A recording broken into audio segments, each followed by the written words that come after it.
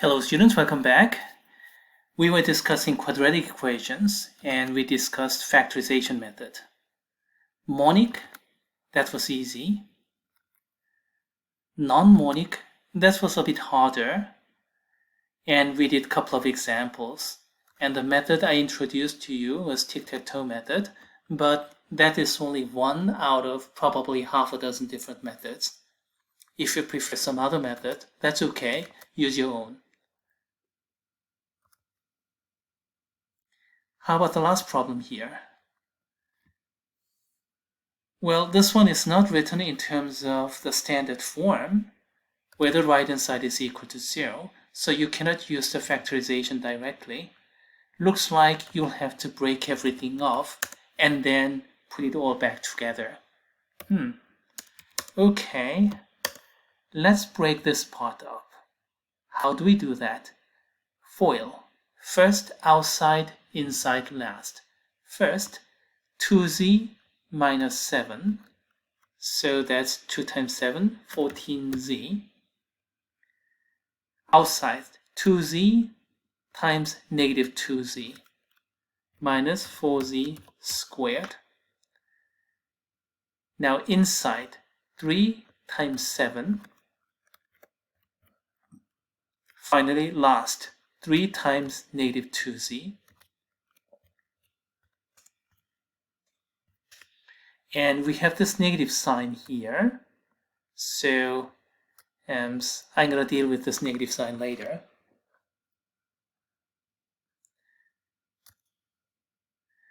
Now, let's break this one up. 5z minus 3 times 7, so 21z. And then minus 3 times positive 5, so negative 15.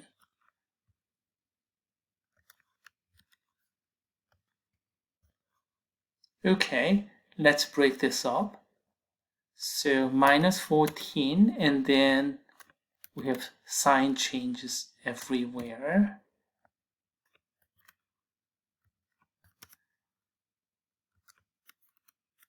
I just distributed this negative 1.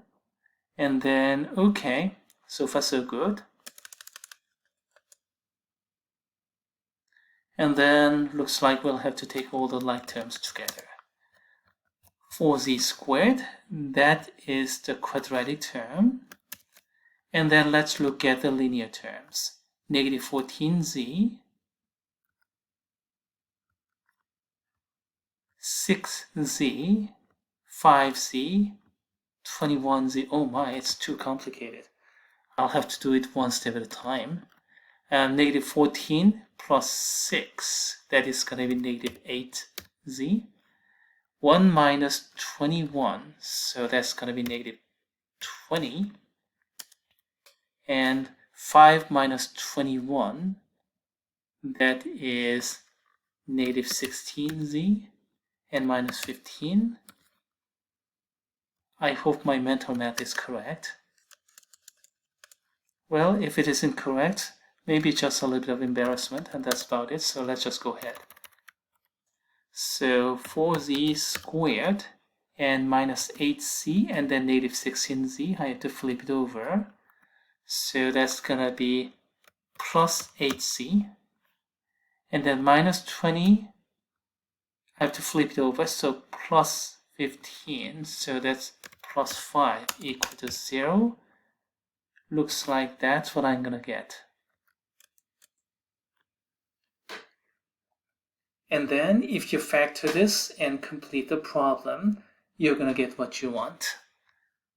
If my mental math so far is correct, but I'm not really sure. 4, 8, negative 5. 4, 8, 0.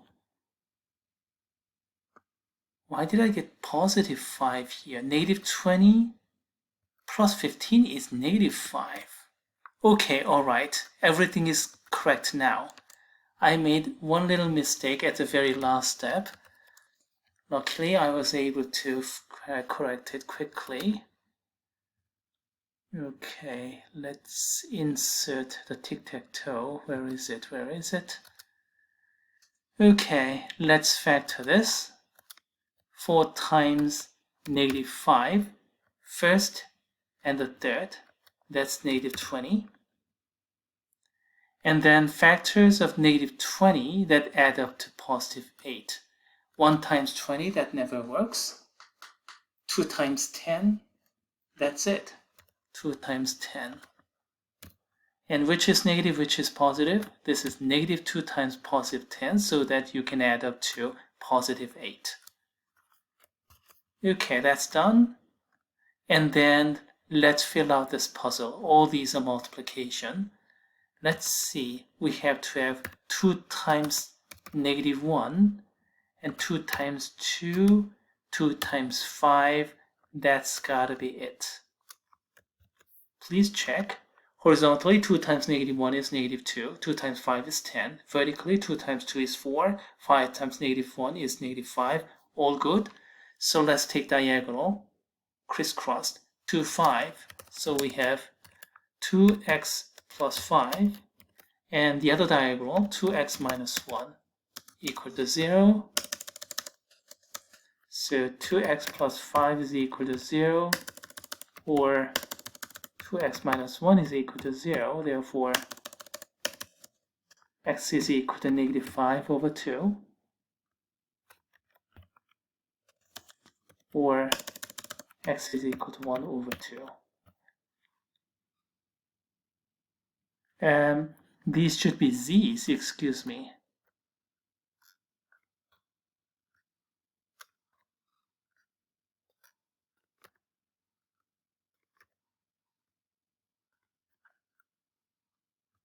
Let's check. I'll just copy and paste this thing into a mathematical command, solve. Solve it with respect to z. Tell me what you have. Negative 5 halves, 1 half. Okay, everything is complete, all correct. Why is this in different color?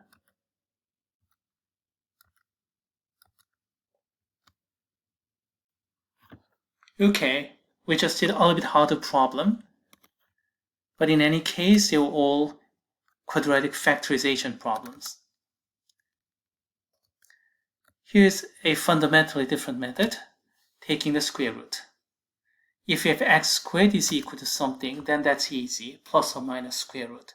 Now, if you have a complete square, ax plus b, quantity squared is equal to p, then ax plus b is plus or minus square root of p, and you have to flip all the others to the other side. Quadratic formula method, and that's actually evolved from here and eventually getting there. But of course, I'm gonna tell you exactly how you're gonna get there. Just remember this formula and we'll just use it. Maybe I'm gonna talk about the derivation in an optional video somewhere.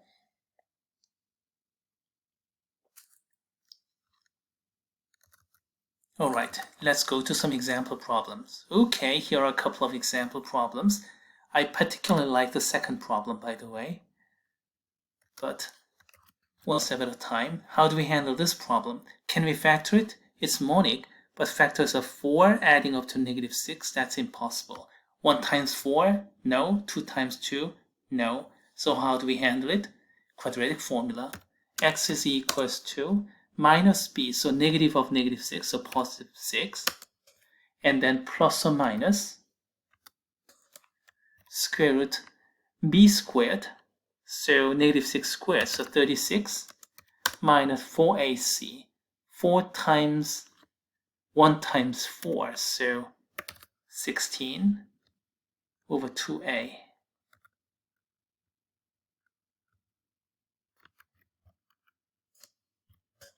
So we have, let's simplify this thing. 36 minus 16, what is it? 20? So we have, let's simplify it further. This is 4 times 5, isn't it? So I can take 4 outside of the square root, and that becomes 2. So we have 3 plus or minus square root of 5. In other words, we have two solutions.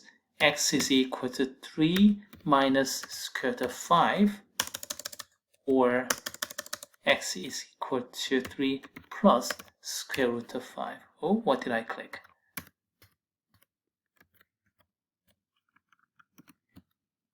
So we can put everything into the quadratic formula and simplify. Well, here we go, the same computation.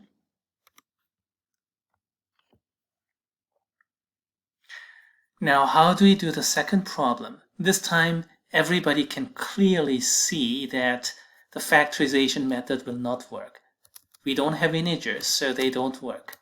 We have to use that quadratic formula. X is equal to minus b, so minus of this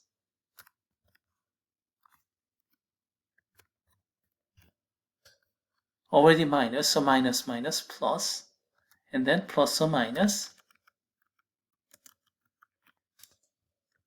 and then b squared, so this thing squared. Well, b is actually negative of that, but I'm going to square it, so this is not really necessary. Minus 4, oops, 4, a is this.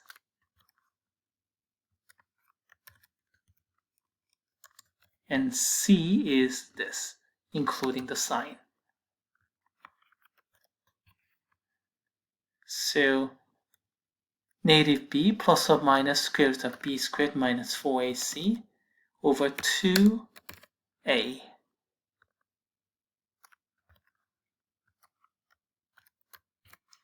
You just have to do this computation.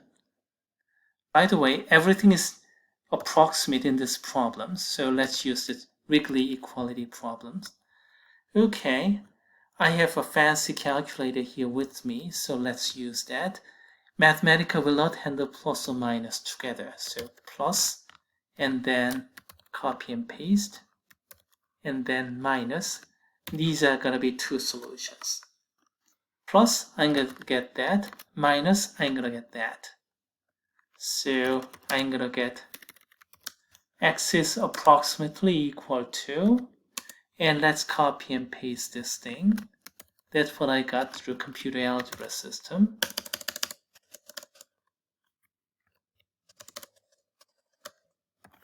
X is approximately equal to, now let's copy and paste this one.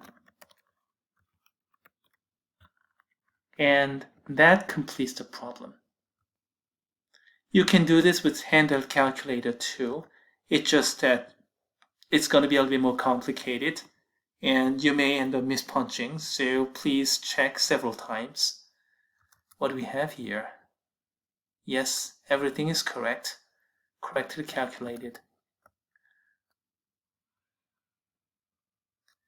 Quadratic formula applies for any decimals, and that's particularly useful for modeling problems that you deal with the actual figures of measurement from real-life application problems.